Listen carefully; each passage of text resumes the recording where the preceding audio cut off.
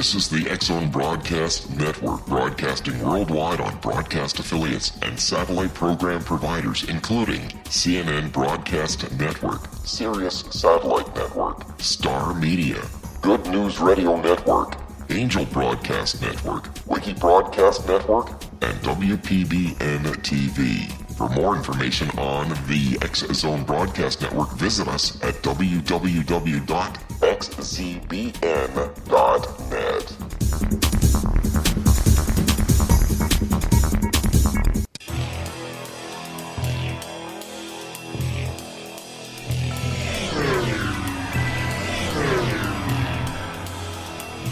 This is A Different Perspective with Kevin Randle. A retired U.S. Lieutenant Colonel, Kevin Randle has been studying UFOs for nearly 50 years. Kevin has investigated some of the most famous UFO cases in the world and has been consulted for dozens of documentaries about UFOs. Considered one of the leading experts into the Roswell UFO crash of 1947, Kevin has written more than 25 books about UFOs, including the recently published Roswell in the 21st Century. Now, here is the host of A Different Perspective, Kevin Randle.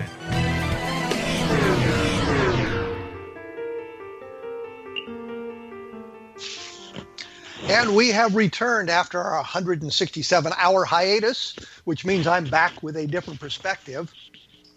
When I began the blog, which was called A Different Perspective, and the radio show A Different Perspective, it was always in my mind to branch out somewhat from UFOs and talk about some of the other things that are of interest, to, at least to me, and maybe all of you out there as well. UFOs are a key part of that. Paranormal sneaks in there once in a while, as you've heard in the past. And one of the things that's always intrigued me is the mystery of the Oak Island money pit. This is a treasure in Oak Island. I have with me today Joy Steele, who is a freelance writer and a member of Canada's Authors Association. I'm sorry, Canada. I didn't mean to say Canada. The Canadian Authors Association in Nova Scotia. She has always had an interest in the Oak Island mystery. After business studies and work, she worked in the field of communications in Hong Kong. And in 2001, she returned to Nova Scotia and was able to focus attention to researching Oak Island. Finally, after more than a dozen years and countless hours of primary and secondary research, Joy Steele shares her findings with the world. Her book is called The Oak Island Mystery Solved, and we're going to hear her solution today and a little bit more about Oak Island. Joy Steele, welcome to A Different Perspective. Hi, Kevin. Glad to be here. Well, it's nice to have a Canadian on the show once in a while, since the show is produced in Ontario, Hamilton, Ontario, Canada. I can't even get the things right here today. I don't know. This always happens at the beginning of the show. I don't know whether it's nervousness. All things Oak Island. That's what it is. Well, I don't know if it's nervousness or what, but as we get going into the show, things seem to settle down a little bit. So we just sort of ignore the first 3 minutes. I was going to say, on this Oak Island thing, we've just got about 3 minutes left before we have to break here. Can you give me a short synopsis of exactly what the mystery of Oak Island is? Oh, well, we're going to just dive right in here and say what it is then? Yes. Okay. According to my research, and as Kevin mentioned, this is backed up by primary documents, secondary testimonies, especially archaeological evidence. And so what this all produced was the resolve for Oak Island, and it turns out that it was a naval source. No, Joy, let me stop you here. What I want to know is what is the Oak Island mystery? Not your solution yet. We'll get to that in a moment. But what is the mystery itself? What is the deal about Oak Island? Okay, well, for that we'll have to go into a little bit of the lore of Oak Island. Yes. Now, traditional lore says that 3 lads, visited Oak Island back in 1795. Just a little footnote aside here. Our research has indicated that actually the year might have been around 1780. We found that there were at least 5 primary residences from the 1791 poll tax. So that date, I'm just saying, is in question. However, as it goes, the young men, they ventured to Oak Island, and what they chanced to see intrigued them. They saw a clearing around Smith's Cove, and then they chanced to find a depression, a big depression. And at that time, rumors were abounding about Captain Kidd, maybe burying his treasure up there and things like that. So when they saw this oak tree with a block and tackle dangling from it, and they saw the depression underneath, they said, "Ooh, something sunk here. It must be treasure." And so, this was the misdetermination of clues right from the beginning. Well, let me interrupt you here. Because we're going to have to take our break, as I promised moments ago. And what we'll do is we'll talk a little bit more about the boys who found the depression and that sort of thing. For those of you who are interested, the book by Joey Steele is The Oak Island Mystery Solved. And I've posted a number of entries on my blog at www.kevinrandle.blogspot.com that refers to more Oak Island and the mystery there. We will be back right after these messages.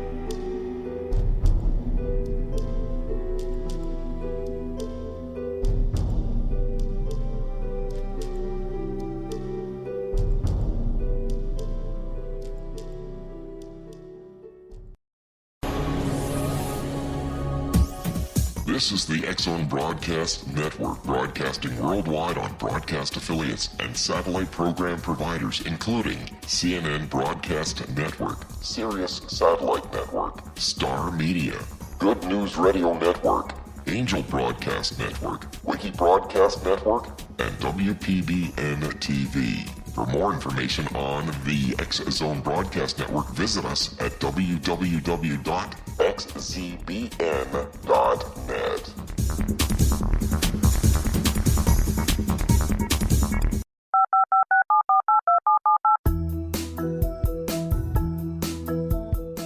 Did you know that when you're on the road with limited data or Wi-Fi, you can still listen to the X-Zone Radio Show with Rob McConnell, The Science of Magic with Gwilda Wiyaka, X-1, Dimension X, Space Patrol, and every minute of the X-Zone Broadcast Network by calling 213-401-0080, courtesy of Audio Now. No smartphone, app, or internet needed. It saves your data plan, and it's free if you have unlimited minutes. Call 213-401-0080 to listen on any phone, anytime, anywhere. Remember, 213-401-0080 for the best of the paranormal, parapsychology, and sci-fi radio programming anywhere, 24/7, 365.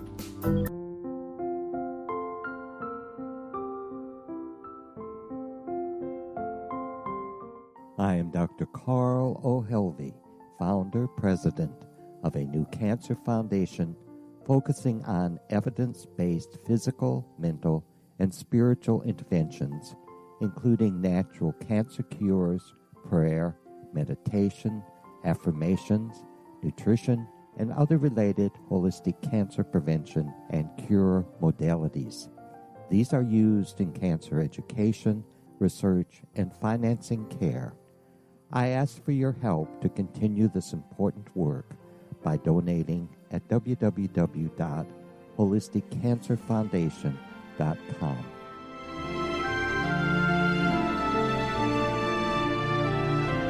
Hello, I'm Pete Marsh. With my daughter Justina, we will be presenting the new radio show, Too Good to Be True. If something seems too good to be true, it usually is. But with the help of Justina's amazing gifts, we're going to gain insight into questions that don't yet have complete answers. Have you wondered who built Stonehenge and for what reason? Why are crop circles found in the same region as Stonehenge and elsewhere? Are crop circles a hoax, or are they created with technologies that we have little knowledge of? Who built the pyramids in Egypt and also in other countries? How and why were they built? Was the Titanic switched with the Britannic as part of a gigantic insurance fraud, or for more insidious reasons? What caused the Tunguska event when trees were flattened over an 800 square mile area in Siberia? Will the new insights be too good to be true? Well, that will depend on what you are prepared to believe. Please join us as we start on this journey together. For more information on Too Good to Be True, visit www.xzbn.net. Little children aren't the only ones afraid of the dark. Millions of soldiers return from war zones with PTSD, anger, frustration, fear, and loneliness, much of which surfaces during the darkness of the night. You have the chance to change the lives of these American heroes. Songs and Stories for Soldiers.us provides free MP3 players for these men and women.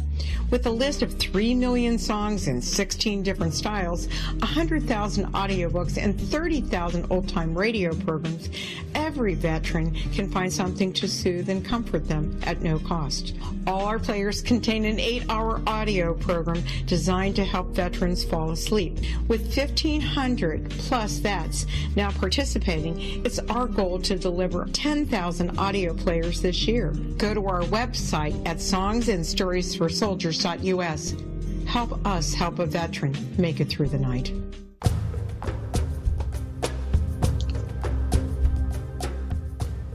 And as promised, we are back with a different perspective. We're getting a bit of a hum on the line here, and I apologize to the listeners for that. We just can't seem to work it out, so we'll just have to continue on with the hum going on in the background. When we left Joy Steele, we were talking about the discovery of the money pit on Oak Island, and I wanted to make one point clear. Oak Island is not all that far from the mainland of Canada, and there was talk during the 18th century of lights of some kind seen on the island, which might have given rise to this idea that pirates had been there burying treasure. So we move now to, I think it's 1795, and we have 3 boys who found this depression in the ground. They found some evidence of a block and tackle in a tree overlooking the depression, and they begin to dig, I believe.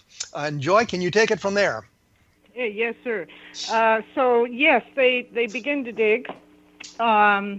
Daniel McGinnis finds the money pit, we said, around 1780, we think, along with friends John Smith and Anthony Vaughan. They dig to around 30 feet and then temporarily give up.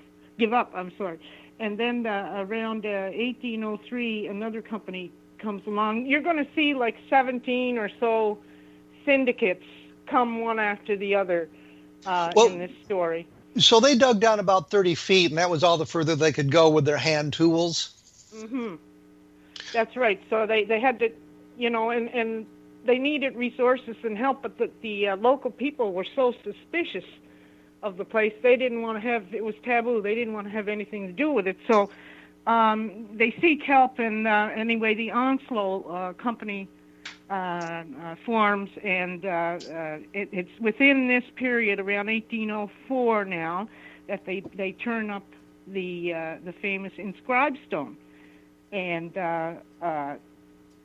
let's go back a little bit. So the Onslow company is now a syndicate of some kind, and they have better tools, and they're able to dig much deeper into what they think is the money pit. Is that correct? That's correct. Yes.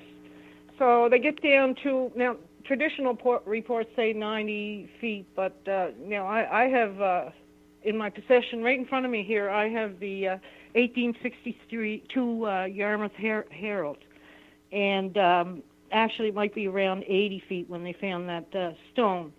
So they turn up a stone anyway, and it's face down.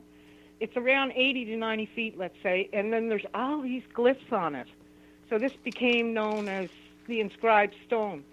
And when translated, given in its purest form, the first glyphs we know, this actually is a cryptoquote, just like you doodle to in your daily newspapers, and the message is indeed 40 feet below 2 million pounds are buried.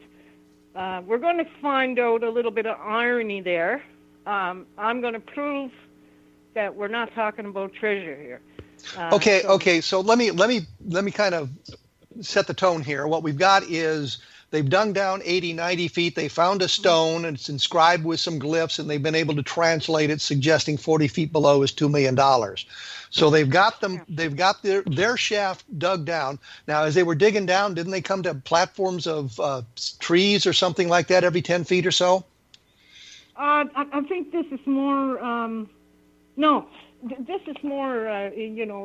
Interjection, compounding the myth, making it the myth. Compounded with more embellishments. Okay, let's just say.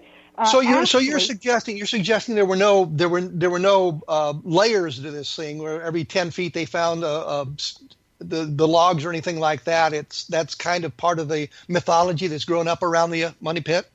It is mythology. In fact, let me quote here. Okay, now let's pick it up. By this time, the work became too heavy for them to carry on alone, and they tried to get the inhabitants to join them, but they refused from kind of superstitious dread. We just said that.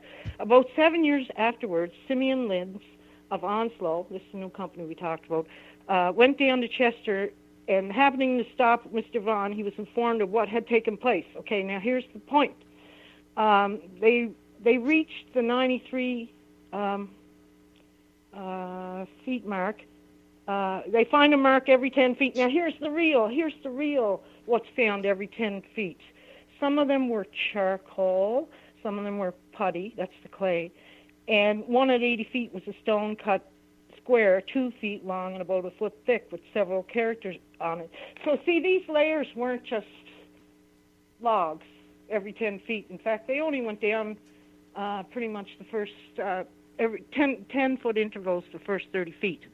Okay, after that it was like charcoal and, putty and...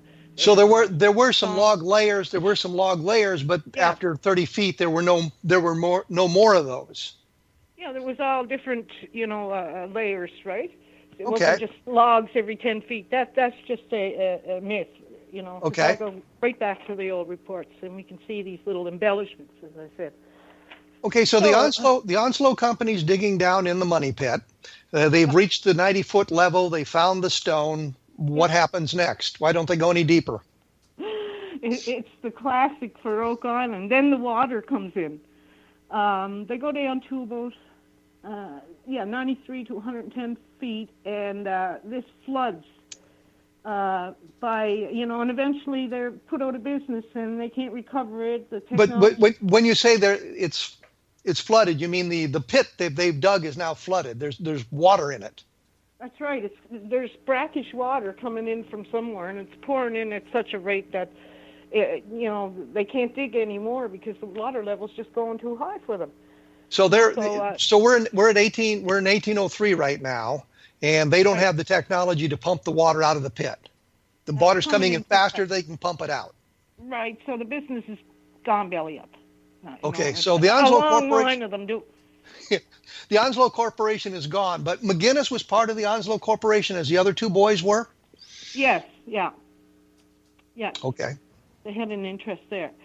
But anyway, that ended, and the next enterprise picked up in 1849, the Turtle Company.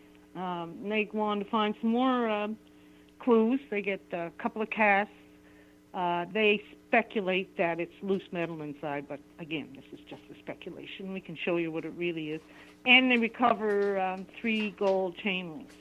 However, there's lots of convincing, evidence that they might have been salting the pit to raise money for treasure shares. By salting, I mean somebody could have tossed that in there, right? So you're suggesting that the 3 gold links that we hear so much about when we talk about the money pit may have been placed in there for them to find, so they can say, look, we found a little bit of gold here. It's suggestive of a treasure. We've got to have more money so we can get down to where the real treasure is. Sure. I mean, I never even really mentioned it in the book, because how can you prove the posterity on something like that, So, they were attempting to sell shares at the time. So, I mean, this has to be considered, right? So, I don't really put a lot of faith in that particular clue right there. So, but they still have the problem with the water coming into the pit. They haven't been able to solve that. Mm-hmm. That's right. This continues to dog pretty much every enterprise that comes afterwards too. Well, let me break in right here, because there's one question that I think the Louganis brothers have kind of shown us, or at least on their program. There was a guy named Stephen Ball, wasn't there, who owned part of Oak Island at one time, and he may have been with the boys, or may have been one of the boys who found the money pit originally. Has your research shown anything about him? Oh yeah, I think we just had a little bombshell moment on one of our forums the other night about this. It was Samuel Ball. Samuel Ball, sorry. He was a freed black slave, a loyalist. He came up to Nova Scotia when the Loyalists were leaving America. And by loyalists, you mean the people who were supporting the English during the American Revolution. Right, and so he was loyal to England, and he went to Canada. Mm-hmm. And so there is some suspicion about him.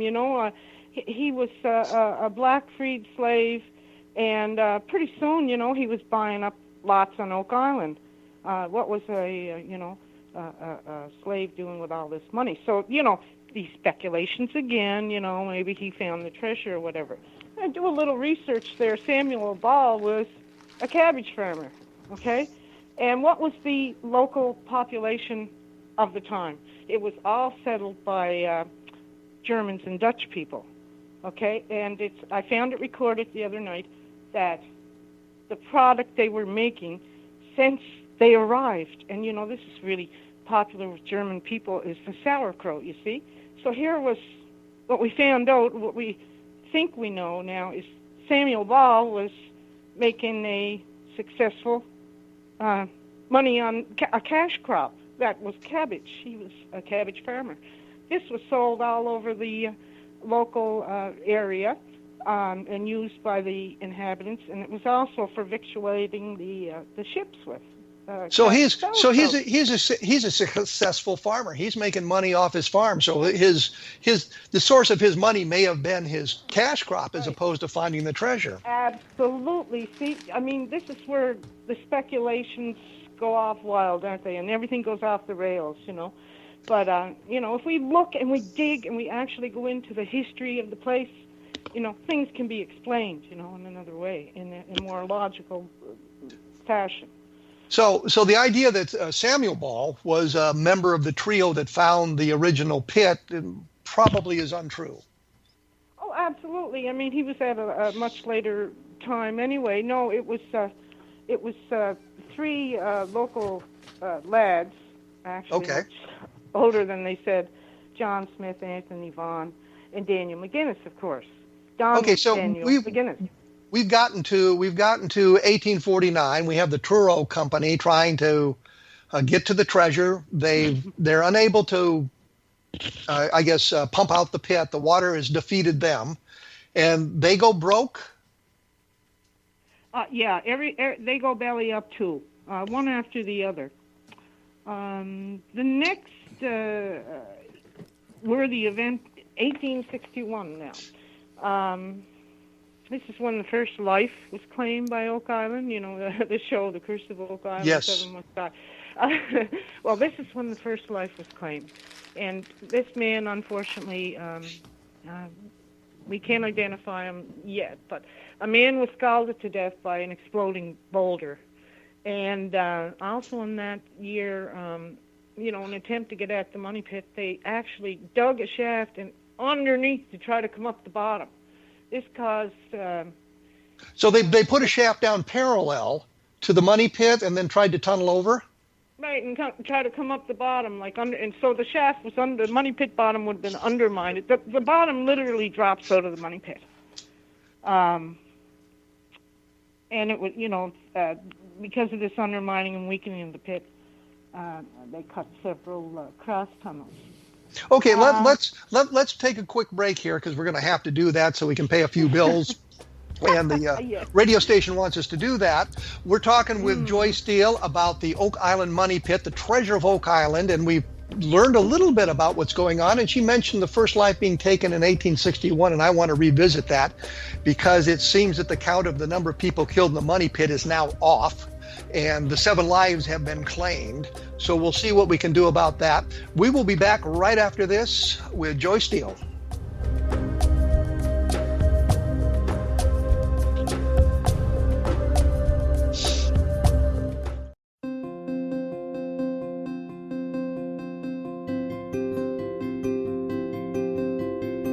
Dreams are our personal gateways into infinite wisdom. Don't miss shamanic counselor and indigenously trained dream decoder Sandra Corcoran's inspiring book, Shamanic Awakening Between the Dark and the Daylight. This remarkable work chronicles Sandra's 35 years of experience with diverse wisdom keepers and her initiations throughout the Americas and across the British Isles, Turkey, Greece, and Egypt. Sandy's knowledge of symbology, psychology, and myth influence her dream blog and workshops. Sandy offers private tarot readings, international journeys, a meditative CD, as well as her book, Shamanic Awakening, to encourage you as you navigate this earth walk, creating a deeper connection to yourself and all that is. Find this and more at Sandy's website, starwalkervisions.com.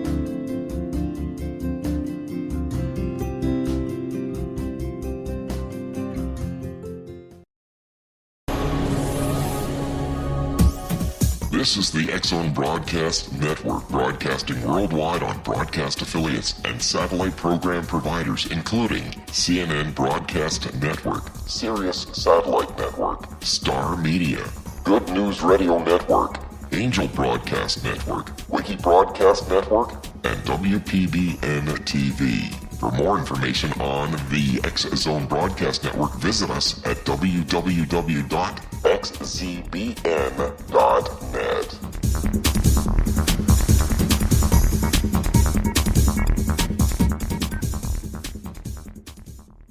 How would you like to be able to read other people's minds? Well, the next best thing is here. When you know how to read a person's name, you know how the person thinks, feels, and behaves.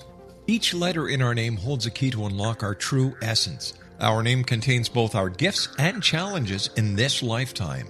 Mnemology science discovers personality secrets hidden in the placement of the letters of our names, including the first and last impression people remember about us. Sharon shows us how to interpret the arrangement of letters as outlined in her book, Know the Name, Know the Person. Sharon Lynn Wyeth created mnemology science after 18 years of research and testing her theories, and has supported thousands of people around the world in understanding themselves and others better. You'll enjoy Sharon's unique teachings as she shares her system to learn the gifts behind your given birth name. Even if you don't like your birth name, there are jewels in this book. If you're thinking of changing your name, ready to name your child, or wanting to get along better with others, this is the book for you. If you'd like to improve your relationships and change your life for the better, get the book today, Know the Name, Know the Person, or visit www.knowthename.com. That's www.knowthename.com.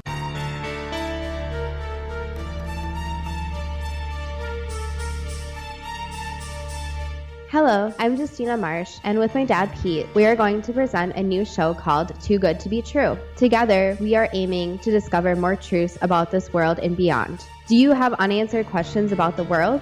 Do you ever wonder about aliens, conspiracy theories, or the universe?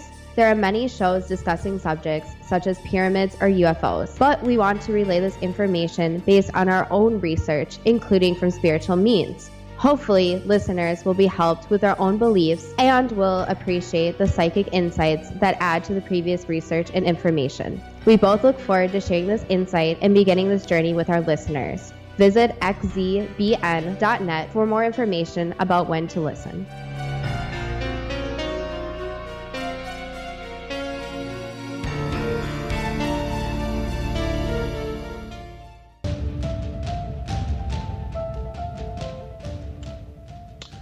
I am back with my guest Joy Steele, and we're talking about the Oak Island Money Pit, and she's taken me off in a couple of tangents that I didn't want to really go down, but we're going to have to look at those, and we're going to try to get to her solution of what really happened at Oak Island, what the money pit really is.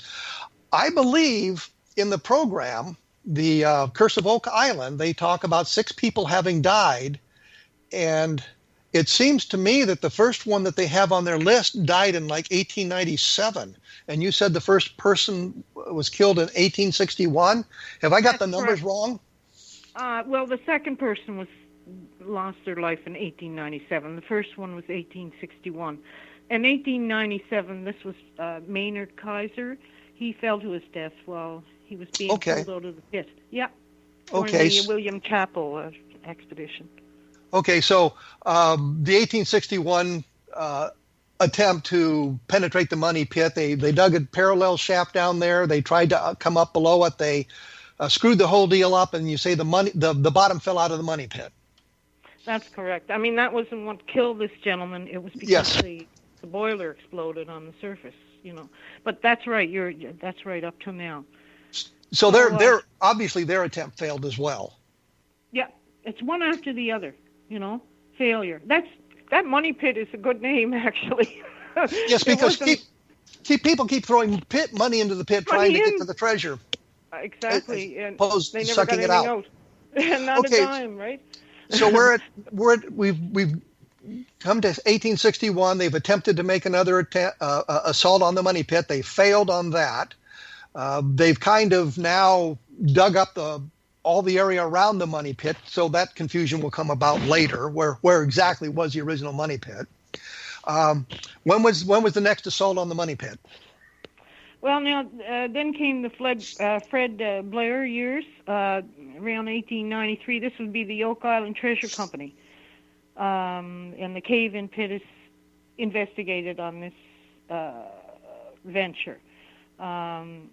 Then, 1897, William Chappell comes into the picture there with Blair, and he's the foreman and driller.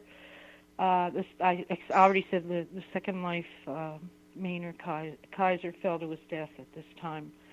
But there's very significant finds coming after this, and for one thing, Chappell drills into what he says is a cement vault. And he encountered, and within this was a piece of scrap of parchment was found, penned with India ink on sheepskin. So it was a clue of probable posterity, that one was. But all he had was this little half-inch or so across scrap of paper. So something was written, some document was there, and this was also believed by. But was this vault he drilled into? Was it sealed so that the water hadn't flowed into it? Well, this is another significant clue. And when I go for the reveal here, this is actually another part of the process I'm going to tell you was going on in antiquity and obsolete technology. Well, let's jump ahead because we're going to run out of time if I'm not careful on managing my time here. So we've had any number of attempts to get to the treasure. Franklin Roosevelt was involved in one of the attempts. I think John Wayne was involved in giving money to him and trying to get to the money pit. We move into the 1950s, I think it is, and there's a family that's now living on Oak Island, and they're trying to get to the money. To find the treasure as well. Is it the Restons, I think? Restalls, yes. Restalls, yes. Yeah, this would be in the throughout the early 60s and up until 1965. And on this sad day, 4 more people died on Oak Island one day in August of 1965. And the reason was probably carbon monoxide had flooded into one of the ditches or pits where they were working, and they were overcome by the fumes. Is that correct? That's what they speculated. Here we go with the speculation again. I actually sat down there just a few years with the son of Ed White, the hero that went in that pit, and we sat down and I got the closest story and the best rendition you're ever going to get. We figure Well, Ed, we think it was a toxic cocktail of other gases. For example, they had a strong smell of rotten eggs on their clothing, and that's indicative of H2S gas, hydrogen sulfide gas. Okay. So, and then Ed observed, even the greenish haze and bubbles coming up out of the pit. Carbon monoxide is odorless, tasteless. You can't see it, But it could be that this was one of the culprits, H2S gas. It could have been mixed with some carbon monoxide. They had machinery there chugging away on the surface. The point is, gas seeped into the pit, and it took 4 lives. That's right. It was the culprit. Okay. Yeah. All right. So nobody's been able to get down to the money, and we know the Leganis, watching the Curse of Oak Island, has not been able to defeat the alleged booby traps as well. Now, because we're going to run out of time here, you've spent quite a bit of time researching this there. You live in Nova Scotia, so you're right there. You can do the research. You can talk to some of the relatives of people who were involved, especially those who were involved. Yeah. And you've gotten the best information. So what is your theory about what the money pit is? Let's see if we can bring all that together in the time we have left. Okay, here it is. What went on at on Oak Island, Nova Scotia in the year 1720 was a project by the British government, and they had something that people mostly never heard of, and this will explain a lot. Why did this go on? Why can't people solve it or whatever? Because it was an obsolete technology but at the time was absolutely crucial, and that is naval stores. Okay, most people never heard of that. What's a naval store? Naval stores is basically anything to do with ships, okay? That would be, even a mast was a naval store, okay? Spars, knees, pitch, tar, hemp for making rope, flax for sails. Okay, that's what naval stores was. It was all those things under the umbrella. And what I found out was I have documents, like I said, archaeology. It exactly matches the technology of your classic earth kiln, which is the way they made tar, pine from pine, back in those days.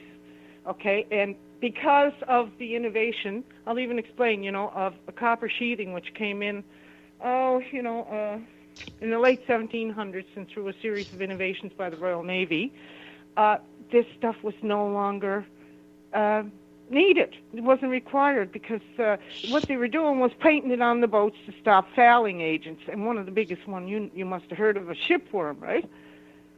Yes. And they would just claw through a boat and honeycomb it in no time. I mean, it was so crucial. They were literally cringing when they didn't have a supply of it. So what you're talking about is tar, pitch. They need that to seal the ships. It was absolutely crucial for the rigging. It acted as everything in those days. Cannon grease, and put on your livestock to stop infection. It was everything to them back then. Now, we don't know about it.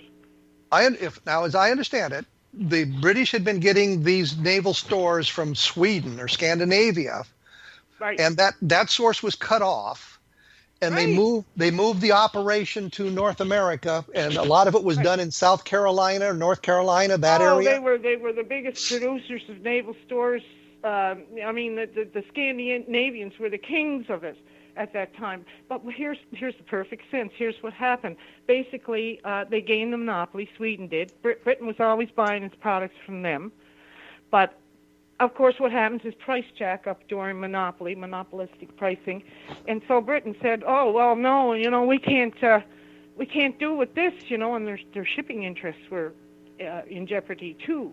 They wanted to go aboard British bottoms, right? So anyway, they said, okay, that's it. We've got our colonies over there. We're going to turn to them. Why not? And, we're not putting up with this. That's it. So Then the plan started. You look through the naval stores or the historic records. That's all you see is 17, 19, 17, 20. But what is important here is that they're developing this tar from the pine trees in the Carolinas and up the east coast of the United States into Canada and onto Oak Island. They're creating kilns to I guess burn the pine or produce the tar, the pitch. Is that correct? Earth kiln, yeah. It's an earth kiln, yes.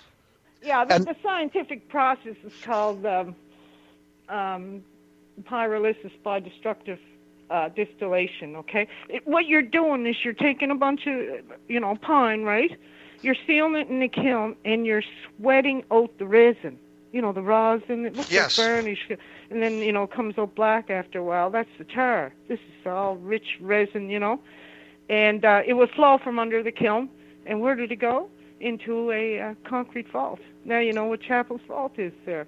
If we examine... What you're saying is we've got an underground kiln. We build a kiln in the ground, an earthen kiln. We sweat the pine tar, goes into this vault, but it's sort of done underground. So you've got a pit where you're doing all of this. That's right, and there's a pipe that leads off from the bottom. It just looks like a cone, okay, dug down in the ground. All these pine billets of a particular size, and I mean, this was even recovered. I found at the museum one of those billets. It had to be a perfect size, had to be pine. That was found, all smoky and cracked, yes. That was found by Dunfield. We have lots of evidence and, an exact match on the archaeology. There's so much to go through, but I'll just keep telling you the evidence that I can, There's so much to go through. But you've talked to archaeologists in, I guess, the Carolinas who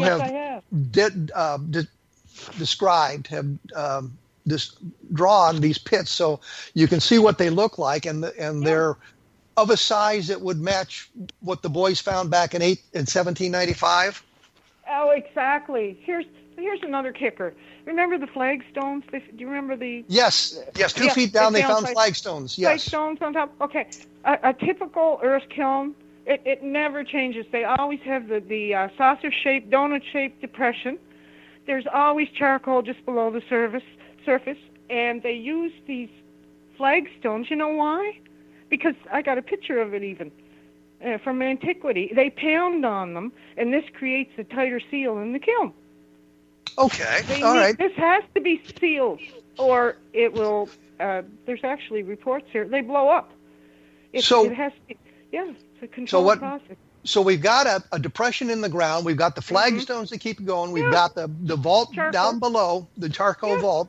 So this is an earthen kiln. We're going to have to take our last break here in just a few moments. I'll have more information about this, or have more information about this at www.kevinrandle.blogspot.com with a listing of things you can do. And the book is The Oak Island Mystery Solved by Joy Steele, which you can find at Amazon and that sort of thing if you want to read all of the information that leads her to this conclusion. And when we come back, we'll get a little bit more information about this and talk a little bit about pine trees in the area and that sort of thing. So stick around for the rest of the story.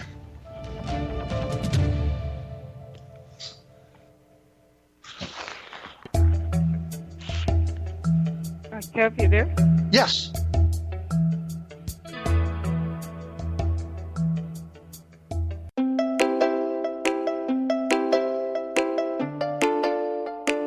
Are you curious? Do you want to learn more about how the world works and have fun at the same time?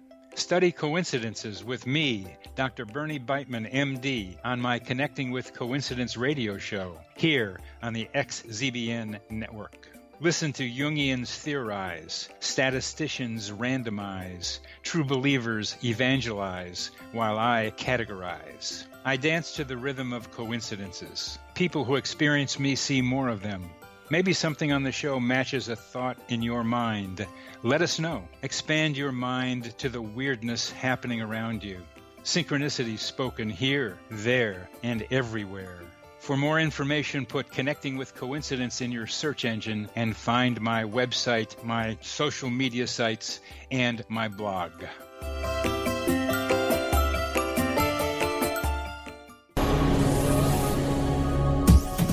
This is the X-Zone Broadcast Network, broadcasting worldwide on broadcast affiliates and satellite program providers, including CNN Broadcast Network, Sirius Satellite Network, Star Media, Good News Radio Network, Angel Broadcast Network, Wiki Broadcast Network, and WPBN TV. For more information on the X-Zone Broadcast Network, visit us at www.xzbn.net.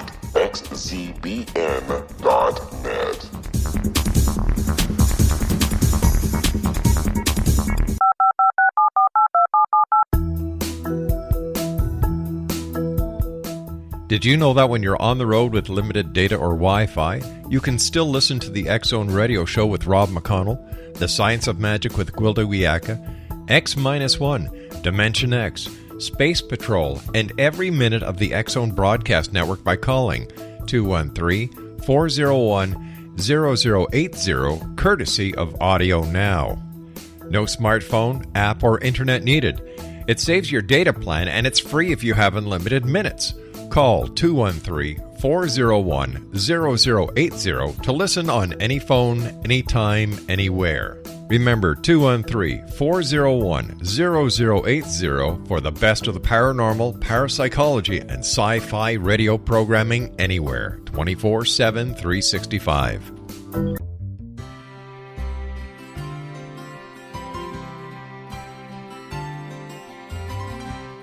True healing must address 4 levels: physical, emotional, mental, and spiritual, for us to live joyful and productive lives. We tend to treat 3 of the 4, leaving the spiritual languishing. If you're tired of the same dysfunctional patterns cropping up in your life, Soul Balancing is for you. Trixie Phelps, owner and founder of Soul Balancing, is a naturally gifted energy healer trained in numerous esoteric forms, including shamanism. Trixie has created a powerful modality that safely and effectively clears your energetic field. A Soul Balancing session can remove interference, heal trauma, and restore your hope.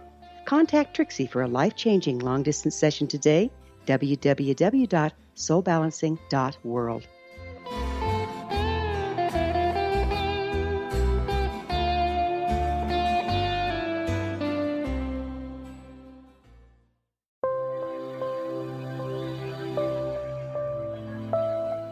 There's a legend shared by many indigenous cultures of a time when the nations were cast to the 4 corners of the world.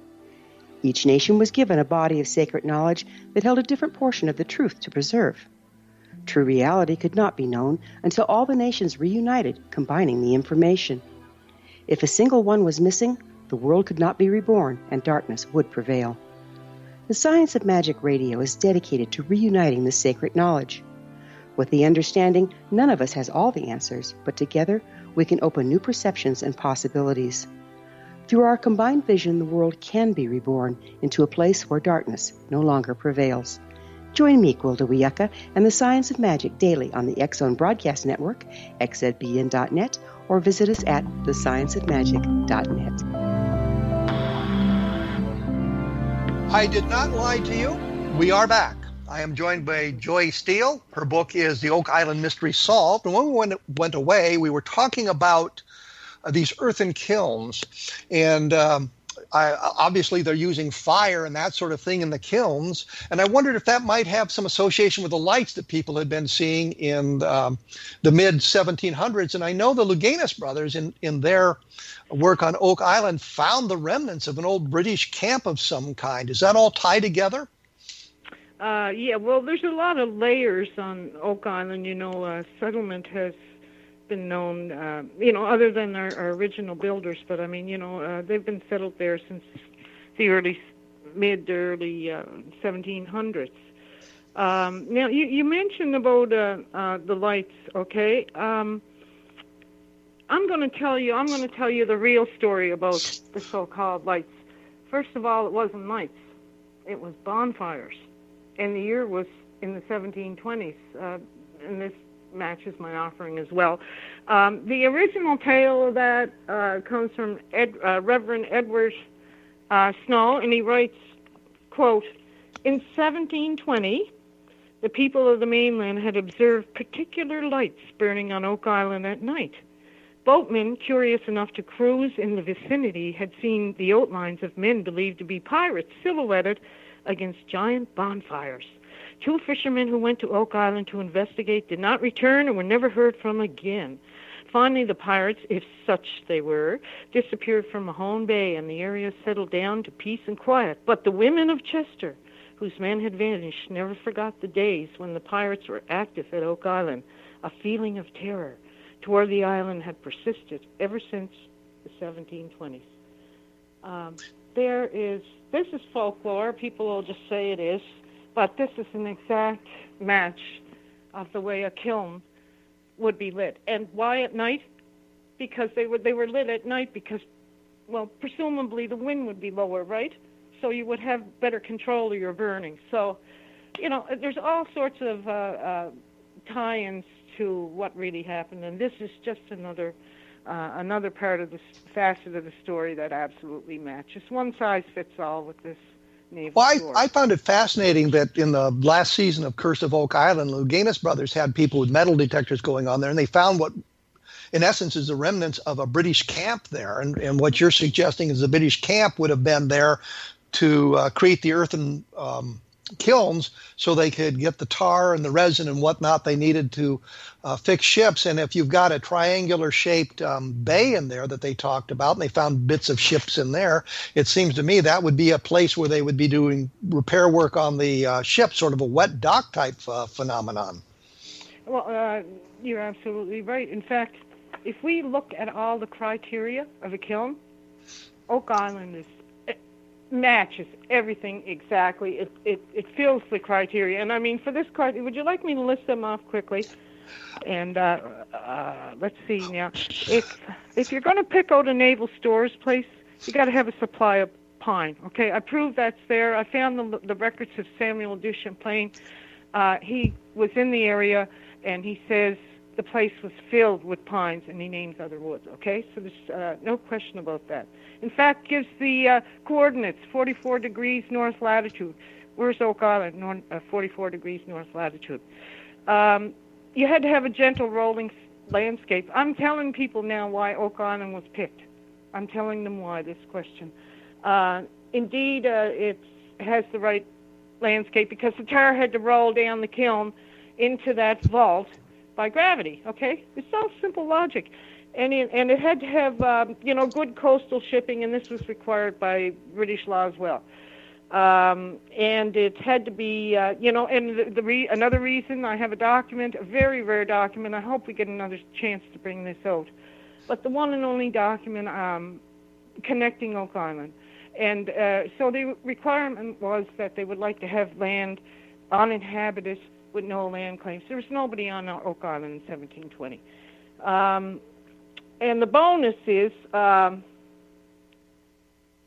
central swamp, okay? This is how they seasoned the mast back then. They had to have a wind, what they call a windlash swamp, a pond, and the mast will go in so they wouldn't crack, okay? It's all there. It's all there.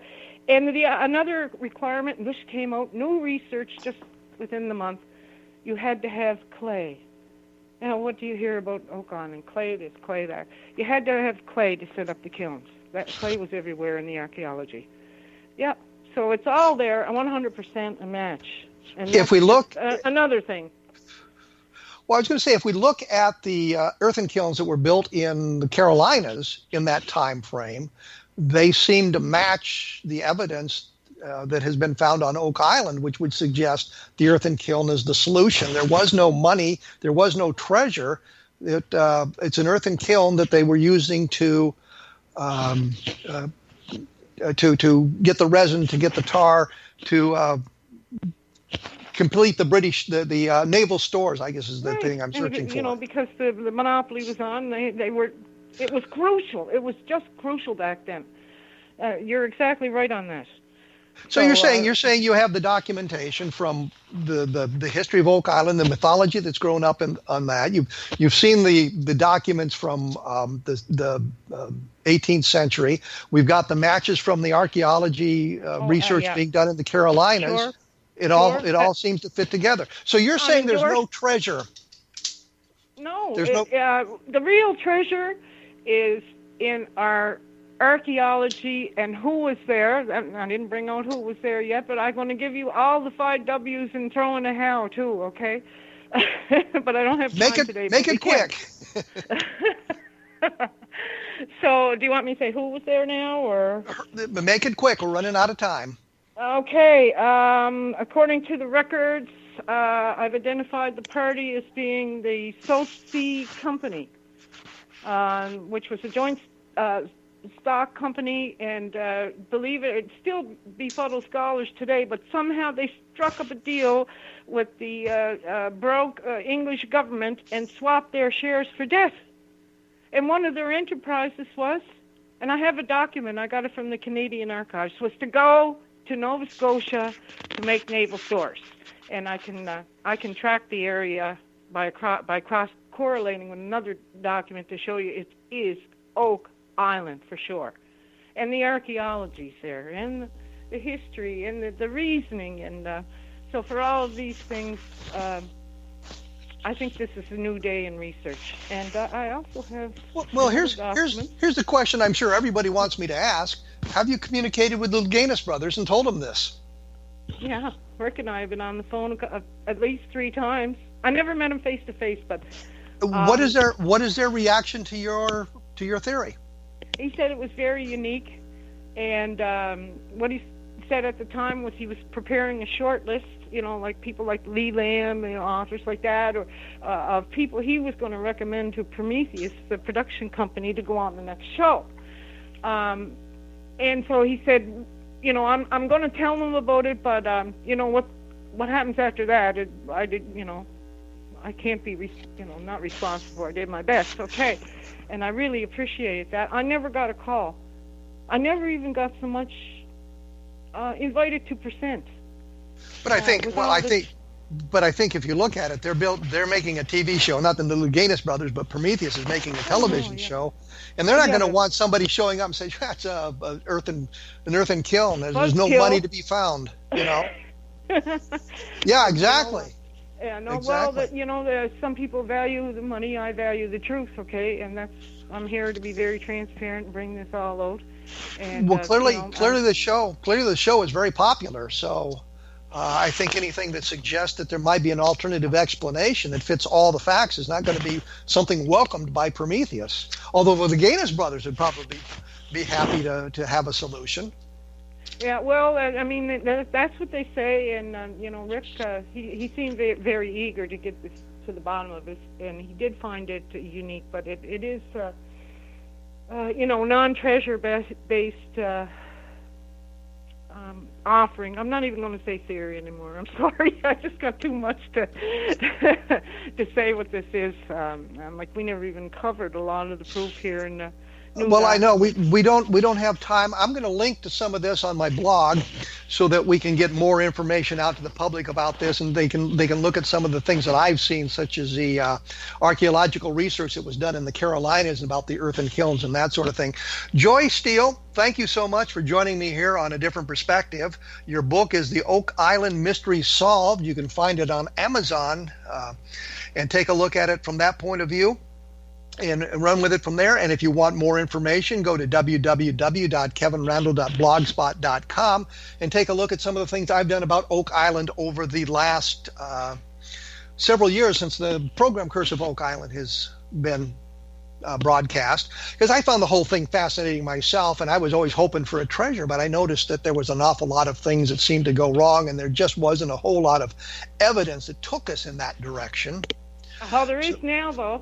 Of a treasure, took us in the direction of a treasure. So okay, but we do have solid evidence now. This is very hot, very new of what I'm saying was there. Yes. It's been on covers, and it's coming out to the public now. It was on one of the episodes even. If you look at the later episodes, Joy, I'm out of time. I've got to run. I'm sorry. We'll have to take this up another time. I appreciate you taking time to share the evidence as you found it here, and I think that you're probably on the right track, much to the chagrin of everybody else. As I say, take a look at www.kevinrandle.blogspot.com. And for those of you who are interested in the Roswell case, because we're coming up on the anniversary, take a look at Roswell in the 21st Century. You can find it at Amazon as well. Next week, with any luck, I'm going to revisit Jan Harzan to talk about some of the controversy that is circulating in the upper levels of MUFON and see if we can get down to that. We will be back in 167 hours with another episode of A Different Perspective, so thank you for tuning in.